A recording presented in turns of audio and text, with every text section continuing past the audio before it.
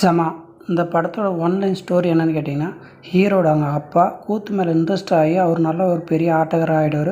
So ஒரு ஜமாவே create பண்ணி நடத்துவார். ஊருக்குள்ளே சில பேருக்கு யார் யாருக்கு என்னென்ன வேஷம் போட தெரியுது, ஆட வருது, நடிக்க வருதுன்னு சொல்லிட்டு எல்லாருக்குமே கற்றுக் கொடுத்து ஒரு ஜமா உருவாக்குவார். அவர் கூட இந்த கூட்டாளி தாண்டவம் என்ன பண்ணுவார், ஸோ அவர் நிராகரிச்சுட்டு அவர்கிட்டருந்து இந்த ஜமா பிடிங்கி இவர் எடுத்துக்கு நடத்துவார்.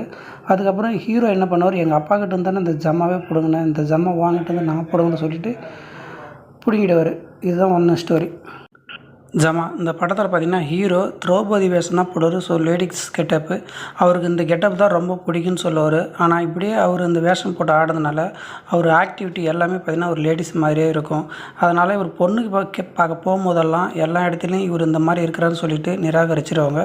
அதுக்கப்புறம் பார்த்திங்கன்னா அவங்க அம்மா என்ன சொல்லுவாங்க, நீ இந்த வேஷத்தை விட்டு அர்ஜுன் வேஷம் கேளு, அதுதான் நீ ஆடணும், அப்படி கட்டி ஆடினா தான் உன்னோட நடவடிக்கை மாறும், அப்போ தான் உனக்கு பொண்ணு கிடைக்கும், கல்யாணம் ஆகும் அப்படின்னு சொல்ல இவர் போயிட்டு தாண்டவன்கிட்ட அந்த வேஷம் எனக்கு கொடுன்னு இவர் கேட்க போனதுக்கப்புறம் அவர் ஒரு தராதரம் வேணாமா, நீ என்ன கெட்ட போகிற அதுதான் போடணும் அப்படி இப்படின்னு சொல்லி சில கோவப்பட்டு அவர் அடித்து அதுக்கப்புறம் உன்ன மாதிரி யாராச்சும் இதுமாதிரி நடிக்க முடிய மாட்டார் லேடிஸ் கெட்டப்பில் அப்படின்னு சொல்லி அவர் மழுப்புவார்.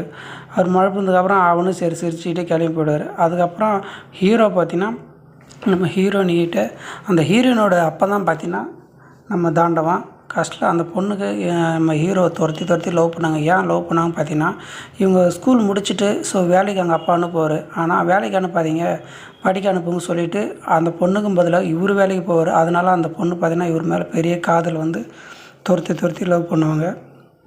ஒரு கட்டத்தில் பொண்ணா இல்லை அந்த ஜமாவா அப்படின்னு முடிவு பண்ணும்போது எனக்கு ஜமா தான் முக்கியம் அப்படின்னு அவர் சொல்லும் போது அந்த பொண்ணு கோச்சிக்கிட்டு போடா மயிரின்னுட்டு கிளம்பி படிக்க போயிடுவாங்க. ஸோ படித்து முடிச்சு திரும்ப ரிட்டர்ன் வரும்போது அவங்க பேசுவாங்க, ஏன் அந்த ஜமா நான் வேணும் அப்படின்னு சொன்னேன்னா அவரோட ஃப்ளாஷ்பேக்கில் எடுத்து சொல்லுவாங்க, எங்கள் அப்பா கிட்டேருந்து தான் உங்கள் அப்பா அந்த ஜமாவே பிடுங்கினார், ஆனால் அந்த ஜமாவை நான் தான் அவர்கிட்டருந்து நான் பிடுங்கணும், என்னால் வேறு ஜமா கூட உருவாக்க முடியும், ஆனால் அது எனக்கு தேவையில்லை, எங்கள் அப்பா கிட்டது பிடுங்கின ஜமாவை தான் அது எனக்கு வேணும்னு சொல்லிட்டு இவர் பிடுங்க ஆரம்பிப்பார்.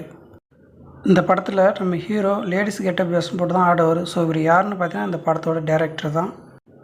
இந்த ஸ்க்ரீன் ப்ளே ஸ்டோரி என்னென்னு பார்த்தீங்கன்னா, இந்த ஊரில் திருவிழா நடத்தி கூத்து ஆடுவாங்க. ஸோ அதுக்கு முன்னாடியே பார்த்தீங்கன்னா எங்கள் மலை மேலே பம்பை அடித்து சாமி வர வச்சு அதுக்கப்புறம் தான் திருவிழா நடத்துவாங்க. ஒருவேளை சாமி வரலாம் அப்போ திருவிழா நடத்தவே மாட்டாங்க.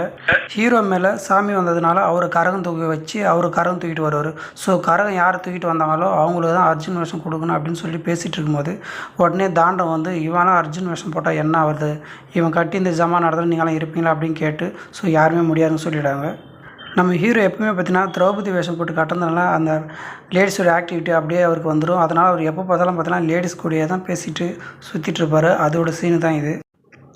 ஜமா விட்டு ஹீரோட அப்பாவை வெளியே கொண்டு வந்துடுவாங்க. ஸோ அந்த ஊரில் இருக்கக்கூடாது, நம்ம வெளியில் போயிடலாம் அப்படின்னு சொல்லிட்டு ஊரோட எல்லையில் தான் இங்கே இருப்பாங்க.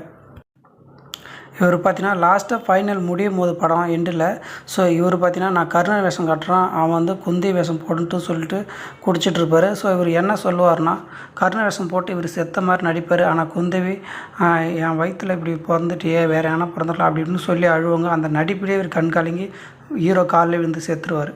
இந்த சீன் பார்த்தீங்கன்னா ஹீரோட அவங்க அப்பாவை பார்த்தீங்கன்னா இந்த ஜமா விட்டே தூக்கிடுவார்.